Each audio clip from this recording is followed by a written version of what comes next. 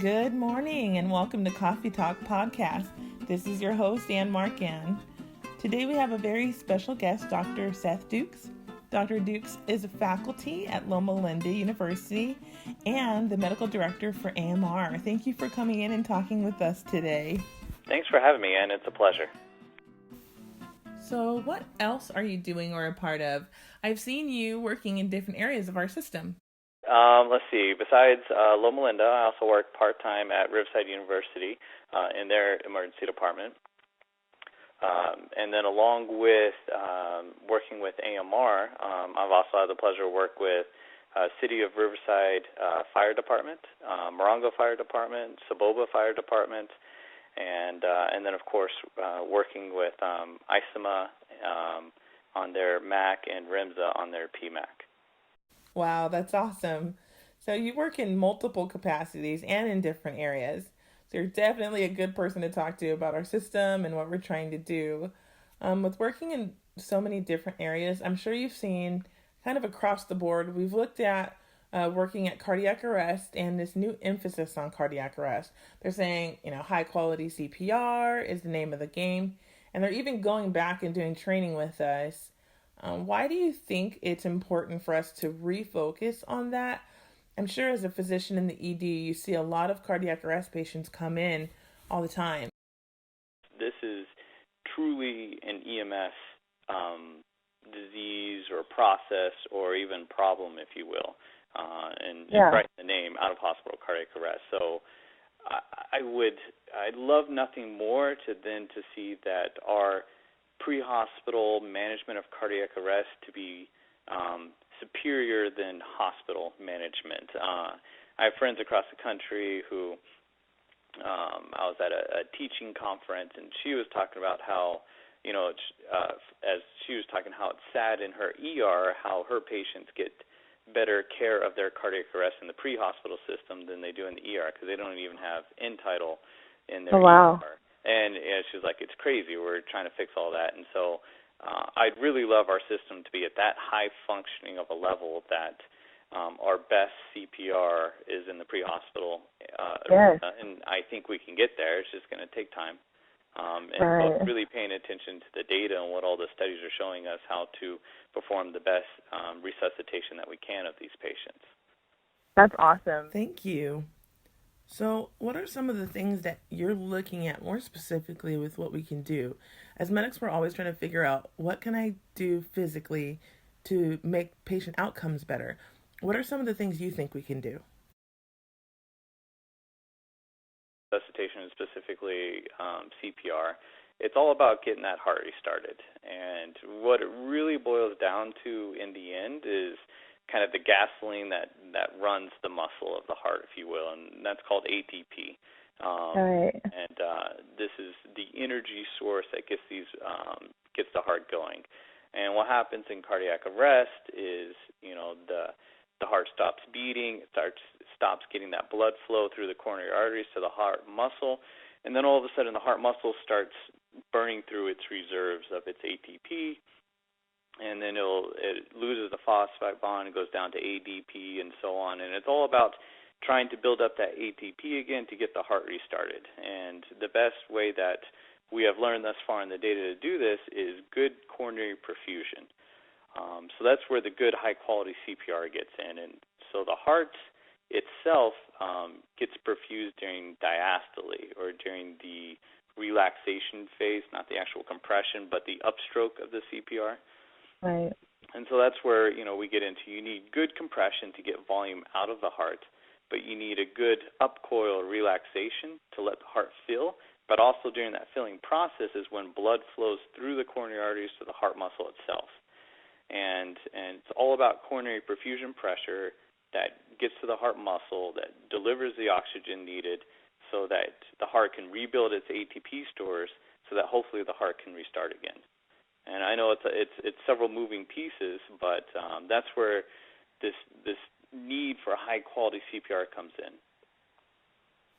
And we've been seeing a lot of changes or discussions about compression fraction ratio. Our mechanical CPR devices is another topic. Like we've had them for a few years now, and we were still using them the way we were doing CPR, where we would turn them off for this or we turn them off for that.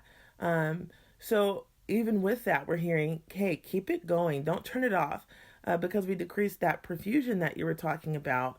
That the chest recoil and good compression fraction ratio is so important for us as we move forward to make sure we have good perfusion and cellular respiration.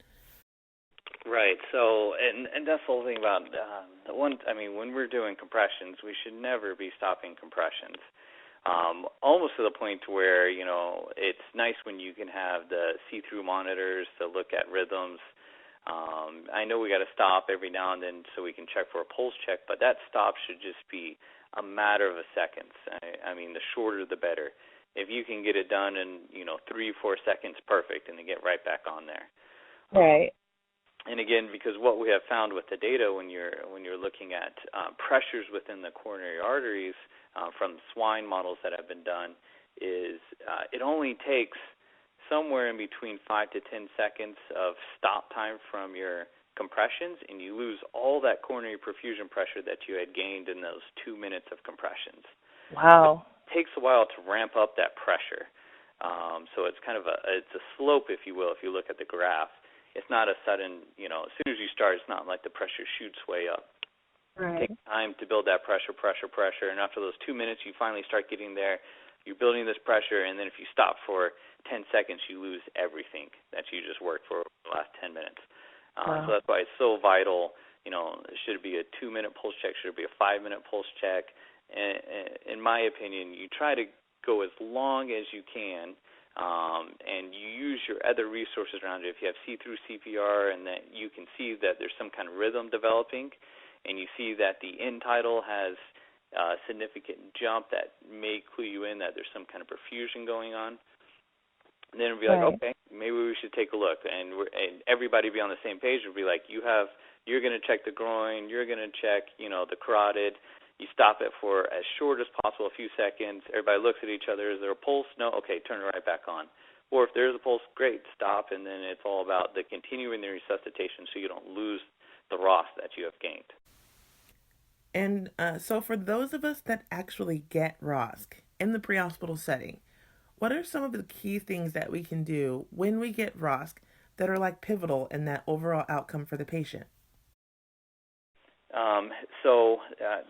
Whenever you get ROS, the first thing I'm concerned about is, first of all, is the rhythm. What does it look like?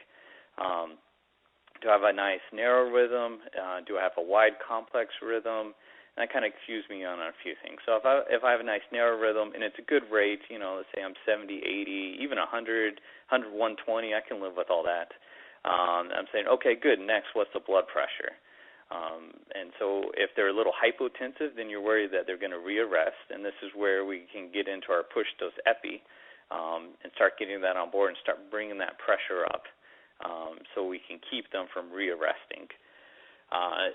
Going back, if it's a wide complex rhythm, the next question is, there's something else that predisposed this person to cardiac arrest? In other words, is it a dialysis patient? Do you see a fistula on them, or they have a HD catheter in the chest, and you see this wide complex? You should be thinking there's probably some hyperkalemia involved here. In that case, then we're talking, calcium and bicarb to try to help shift that potassium so they don't rearrest again. That sounds like something that's pretty straightforward as far as identifying that rhythm early, making sure you have a good handle on their perfusion. I know we've just been training on push dose epi, which is a new protocol for us, and we're very excited. It helps us, but it does take some adjustment as we switch over from other vasopressors we've used in the past. Some of the things that we've heard in the past about, a BLS airway versus an ALS airway. Can you speak to the process, the mental process of when it's important to intubate, whether it's earlier or later, or why we should assess whether we need to do an ALS airway if a BLS airway is working? Great question, Ann. Loaded question, and it's very important because the data that's coming out now is really kind of pushing us in a different direction than what we've been used to, and this is it's growing pains, and as we learn more, we need to adjust our clinical practice. So I agree with everybody. I was younger, in my younger years, you get so excited, cardiac arrest, you're like, does it have a tube yet? Yes, no, it doesn't have a tube. We're going to put a tube in. You get so excited about intubating.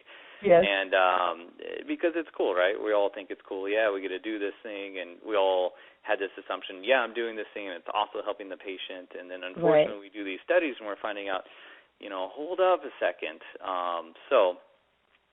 Just briefly, just to skim over some of the kind of the top hitters, there's a CARES registry study where they went back and looked at over 10,000 patients who are in out-of-hospital cardiac arrest, adults, non-traumatic, and they looked at those who got ROS, what kind of airway they got. Specifically, were they intubated? Did they receive a supraglottic airway? And 88% of the supraglottic airways were King airways, and or was it just a BLS airway? And basically what they found was if you were intubated, about 6% of those people survived. If you got a supraglottic airway, again, the majority being King airway, it was about 5%, so a little less. But if you had a BLS airway, it was about 18%. So it wasn't even close. It's over 3 times better to have had a BLS airway than to have had any kind of advanced airway. And there's some questions with the study about, was the arrest witnessed by EMS providers and who had shockable rhythms and who didn't. And there were a little more as far as ones that were witnessed by EMS providers, as far as arrest witnessed by EMS providers, that was higher in the BLS group, a little bit, and also the same thing as shockable rhythms. So we would expect those 2 patient populations to do better. But since then, there's also been multiple studies, and one of the studies being the Henry Wang study that looked at intubation versus King airway. In their study, they listed as a laryngeal tube, but it was specifically the King airway, and they looked at those 2 side by side. But if you look at in the end, when they looked at all the results, they also had a group of those who just got BVM, even though they were supposed to get one of the 2, but for some reason they only got BVM. And when you looked at that data, it showed the exact same thing. And that was a randomized controlled trial. And the BVM group, more than double, did better than both the intubation and the King airway group as far as survival. And there's been other studies on top of that. I won't bore you with all of them, but the data is starting to look really good for a BVM as compared to any other kind of procedure for the airway. And I get it. It's not fancy. It's not sexy. Everybody likes to get a tube. But personally, it's made me change my practice that I don't rush into intubating these cardiac arrests. If I have a good compliant BLS airway, that is good enough for me. Now, I wouldn't say it's the end-all because you can't anticipate every scenario that you may run across when you're working at cardiac arrest. There may be a reason that they need a more advanced airway, and I can't give you all of them, but, it was a firecracker to the mouth or something, they blew off their lower jaw, you're not going to be able to bag that. There would just be way too much of a leak. Or, a lot of people say, well, there's copious amounts of vomit everywhere. I would at least first try to suction. But obviously, if it keeps filling up, then okay, all right, maybe it needs an advanced airway. Another one would be like an esophageal variceal hemorrhage, where it's just continuous amount of blood that's coming up, and there's no way you're going to be able to bag through the blood. The last one I had a few years ago, that it was rough, and ended up, and intubation is a whole other disaster because you couldn't see anything because it's just full of blood. We ended up digitally intubating the patient, so. That one takes a little more risk, a little, because you're sticking your fingers down their throat, and you hope they don't bite down on your hand if they wake up suddenly, blah blah blah. But either that or those are a mess. And again, those are far between and very rare scenarios. But again, back to airway. BLS is, as far as the studies are starting to show, is significantly better. Now. There's still room for intubation, and what I do is after we get ROSC, if the patient's not breathing on their own, I say, this patient needs to be intubated. We need to control this airway. So there is a perfect time still for intubation. It just, right now, my personal practice is I wait till after I get ROSC. That sounds like a good plan. And for us, because we get rocks, doesn't mean it's not an option if we have quite a distance to a receiving facility. I know you probably have those discussions with paramedics at different departments and agencies that you work with that are in areas where geographically it takes longer to get to a receiving facility. And you could even make, even if we're in, let's say, we're inside the city of San Bernardino and you're working on cardiac arrest, and even though, you get this ROSC and now you got to decide, I don't know if you're closer to, which STEMI receiving facility, be it Loma Linda or St. B's or wherever. Right.